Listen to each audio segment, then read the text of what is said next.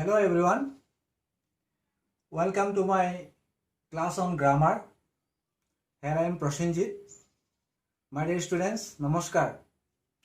Today we are going to discuss narration, direct speech and indirect speech on interrogative sentence. Interrogative sentence, how do you identify interrogative sentence? You will find this question mark. Now, let us know the rules. That means how to change from direct to indirect. তাৰমানে আমি director পৰা indirect লৈ কেনেকৈ নিব লাগে তাৰ কাৰণে কেইটামান ৰুলছ বা নিয়ম আমি ফলো কৰিব লাগে। আহা আমি এই ৰুলছ কেইটা চাওঁ। The reporting verb is changed into ask or enquire of. ENQUIRE, enquire of. Want to know, etc. তাৰমানে ৰিপৰ্টিং ভাৰ্বৰ ঠাইত আক্স নহ'লে এনকেয়াৰ অফ নহ'লে want to know, তাৰমানে বেচিকেলি আক্স বা এনকেয়াৰ অফ দুটাৰ এটা বহালেই হ'ব। That means in place of reporting verb, when we have to change from direct to indirect, we have to write ask or enquire of. Let us focus on rule number 2. That means 2 number নিয়মটো আমি চাওঁ। If or whether is used in case of yes no type or inverted question. তাৰমানে yes no type questioner ক্ষেত্ৰত if বা whether ব্যৱহাৰ কৰিব লাগে। Rule number 3, that means 3 নম্বৰটো চাওঁ। In case of WS type question, no need if whether. তেতিয়া WS যদি টাইপ হয় তেতিয়াহ'লে আমাৰ if whetherটো নবহায়। WS টাইপ থাকিলে WS ৰ যিটো ৱাৰ্ড থাকিব তাৰমানে how what সেইটোৱেই বহি যাব। 4. The interrogative sentence is changed into statement or assertive sentence. তাৰমানে interrogative sentenceটো কি হৈ যাব assertive-লৈ চেঞ্জ হৈ যাব, তেতিয়া interrogative কৰিম। আৰু কুৱেশ্যন মাৰ্কৰ ঠাইত কি হৈ যাব ফুল ষ্টপ হৈ যাব।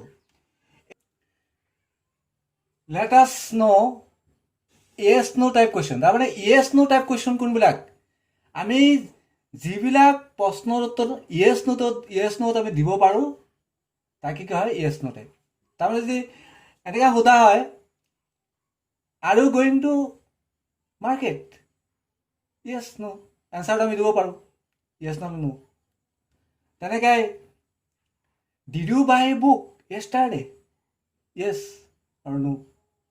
তেনেকৈ যিবিলাক প্ৰশ্নৰ উত্তৰ আমি yes no দিব পাৰোঁ তেনেকৈ প্ৰশ্নবিলাক আমি yes no টাইপত। Let us discuss this one. আমি এইটো চাওঁ। He says am I right? আমি ইয়াত কি আছে am I right?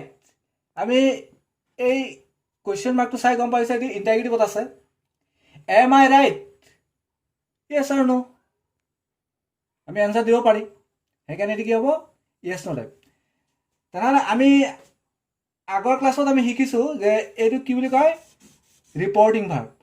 ৰিপৰ্টিং ভাৰ্বটোৰ ঠাইত আমি কি বহাব লাগে, কি আমি ৰুলছত কি পাইছোঁ, আমি পাইছোঁ যে আক্স এনকুৱায়াৰ অফ দুটা এটা বহাব লাগে।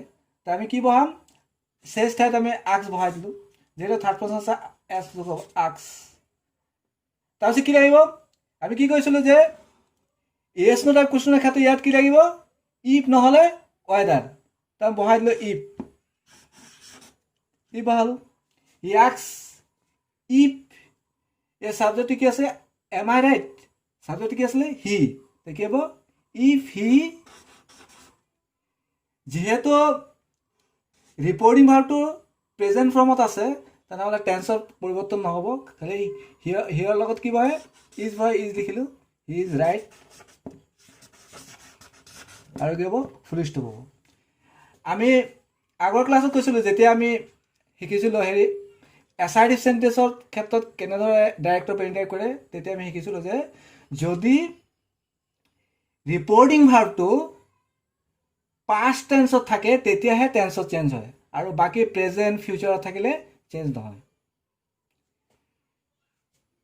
Let us come to this second sentence. আমি এটা second sentence চাওঁ। Onil said to me, can you cook? Yes, no type question. Can you cook? Yes or no? You can answer easily. তেনেহ'লে আমি গম পালোঁ এইটো yes no type question. আমি এইটো ডাইৰেক্টৰ পৰা ইনডাইৰেক্টলৈ কৰিব লাগে. তো অনিল আছে ছাবজেক্টটো, আমি কি আছে অনিল, ইয়াত অনিল আমি অনিল লিখিলোঁ, ভেৰি ইজি. আমি ৰুলছ মতে আমি কি জানিছিলোঁ, ৰিপৰ্টিং ভাৰ্বৰ ঠাইত আক্স নহ'লে এনকাৰ অফ বহে. তো আমি কি বহাই দিলোঁ, আক্সই বহাই দিলোঁ, এ এক্স কে. যিহেতু এইটো পাষ্ট টেন্সত আছে আমি আক্সটো দিলোঁ. আক্সৰ পিছত কি বহিব মি. তাৰপিছত আমি জানো যে ইয়াত কি পাব লাগিব, ইফ নহ'লে আদাৰ, আমি ইফ বহাই দিলোঁ, ইফ. ইয়াত আছে কেন ইউ, ইউ.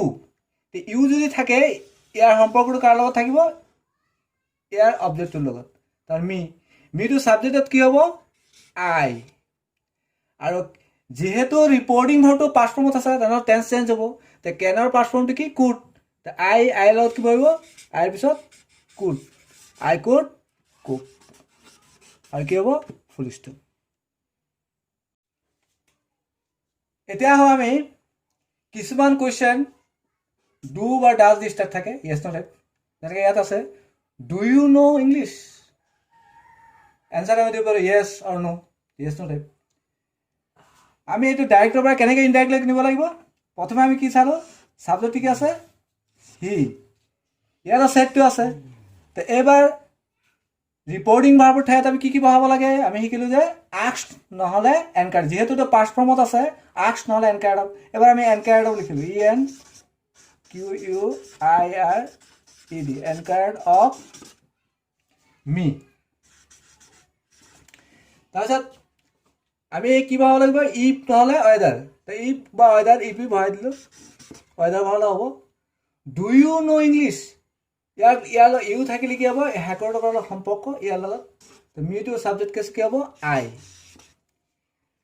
আৰু ভেৰি ইজিলি এইটো মনত থ'ব লাগে, যদি ৰিপৰ্টিং ভাৰ্বটো পাষ্ট ফৰ্মত থাকে আৰু যদি ইয়াৰ ৰিপৰ্টেড স্পীচৰ যদি কুৱেশ্যনটো যদি ডু বা ডাজ দি ষ্টাৰ্ট থাকে তেতিয়াহ'লে আমি জানিম এইটো কিহত আছে, প্ৰেজেণ্টত আছে. প্ৰেজেণ্টত থাকিলে কি হ'ব, অকল ভাৰ্বটো পাষ্ট ফৰ্ম কৰি দিলে হ'ব. তো ন'টো কি হৈ যাব নিউ, ন' পাষ্ট ফৰ্ম কি নিউ, নিউ ইংলিছ হৈ যাব.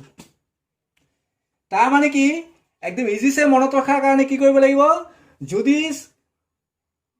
ৰিপৰ্টেড স্পীচৰ কুৱেশ্যনটো যদি ডু বা ডাজ দি ষ্টাৰ্ট থাকে তেনেহ'লে আমি কি কৰিব লাগিব, ছাবজেক্টটো বহাই পিনি যদি ৰিপৰ্টিং ভাৰ্বটো যদি পাষ্ট ফৰ্মত থাকে ইয়াত আমি এনকাৰ্ড অফ বা আক্স বহালোঁ.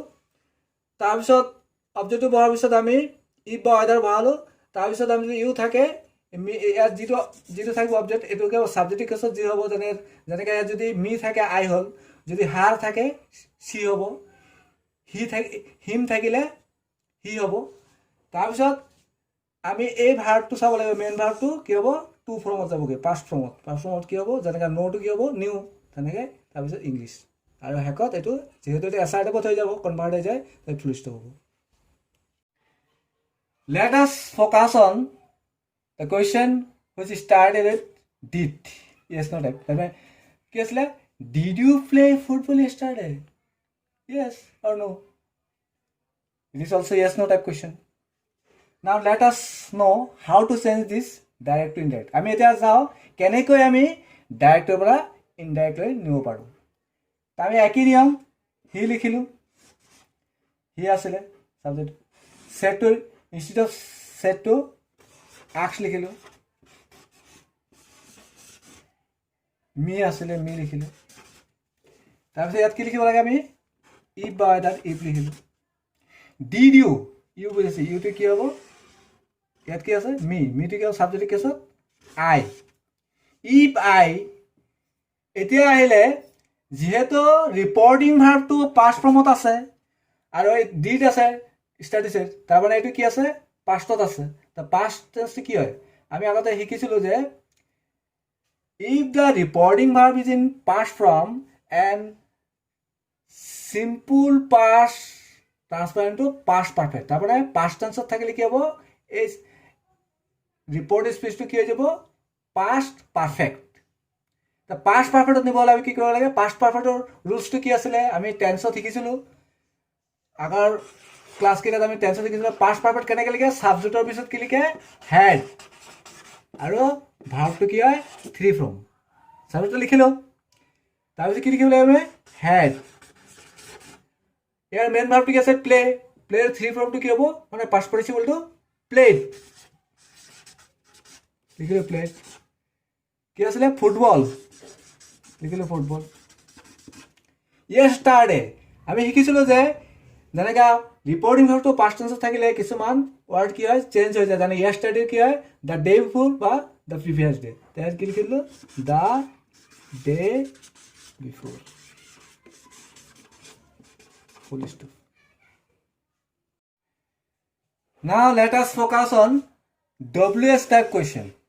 WS type question means কি প্ৰথমে আমি বুজিব লাগিব WS type মানে কি তাৰ মানে কি যিবিলাকৰ প্ৰশ্নৰ উত্তৰ আমি yes no দিব নোৱাৰোঁ আমি yes no যিবিলাক প্ৰশ্নৰ উত্তৰ দিব নোৱাৰোঁ that means the answer of those question which we cannot give in yes no মানে yes no আমি এই এনসাৰটো দিব নোৱাৰোঁ যেনেকা যদি সোধা হয় হোৱাট ইজ ইউৰ নেম আমি yes বা no ক'লে হ'ব এক্স বা my name is Ram Shyam isn't it যদি কওঁ where do you live আমি yes no ক'লে উত্তৰটো হ'ব নেকি তুমি কথা ক'ব লাগিব যে I live at Tinsukia I live at Doomdooma etcetera তাৰমানে যিবিলাক প্ৰশ্নৰ উত্তৰ আমি yes no দিব নোৱাৰোঁ আমি কি কৰিব আনসাৰটো দিব লাগিব তেনে কোৱেশ্চনবিলাক কি বুলি কয় WS টাইপ কোৱেশ্চন এতিয়া WS টাইপ মানে কি যেনেকৈ এইবিলাক কোৱেশ্চনত কিছুমান WS টাইপ কোৱেশ্চন ৱাৰ্ড থাকিব কোৱেশ্চন ৱাৰ্ড বুলি কয় যেনেকৈ হু থাকিব পাৰে when থাকিব পাৰে how থাকিব where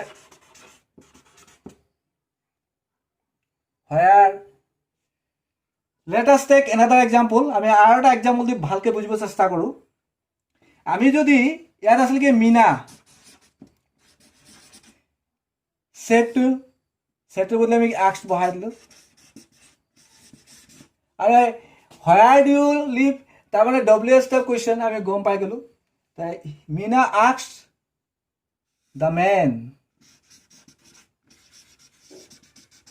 তাৰপিছত আমি কি কৰিব লাগিব যেহেতু WS টাইপ আমাক ইফ বা ৱেডাৰ নালাগে আমি WS টাইপ ৱাৰ্ডটো বহাই দিব লাগিব তাৰমানে ইয়াত কি আছে হোৱাৰ আছে যেহেতু এইটো প্ৰেজেণ্ট ডু টু চাই গম পাইছোঁ প্ৰেজেণ্ট ফৰ্মত আছে ৰিপৰ্টিং ফৰ্মটো যিহেতু পাষ্ট ফৰ্মত আছে এইটো কি হ'ব পাষ্ট ফৰ্মত হৈ যাব তাৰপিছত হোৱাৰ ডু লিভ আমি ভাৰ্বটো চাব লাগিব আৰু প্ৰথমে আমি ছাবজেক্টটো লিখি লওঁ কি হ'ব ইয়াত ইউটো কি হ'ব দ্য মেনটো আমি কি লিখিব পাৰোঁ হি লিখিব পাৰোঁ মিনা আস্কড দ্য মেন হোৱাৰ হি লিভৰ পাষ্ট ফৰ্মটো কি লিভড ফুল ষ্টপ তাৰমানে যদি ইয়াত যদি মেস্কুলিন আছে বুলি কি হ'ল হি হ'ল যদি ফেমিনিন থাকিলেহেঁতেন চি হ'লহেঁতেন মানে পুৰুষ থকাৰ কাৰণে হি হৈছে মহিলা হ'লে কি হ'লহেঁতেন চি হ'লহেঁতেন ভেৰি চিম্পল মাই ডিয়াৰ ষ্টুডেণ্টছ মই ভাবিছোঁ মই ক্লিয়াৰ কৰিব পাৰিছোঁ যদি তথাপি কিবা অসুবিধা থাকি যায় তেনেহ'লে কমেণ্ট বক্সত জনালে মই সেই অসুবিধা দূৰ কৰিব চেষ্টা কৰিম থেংক ইউ ভেৰি মাছ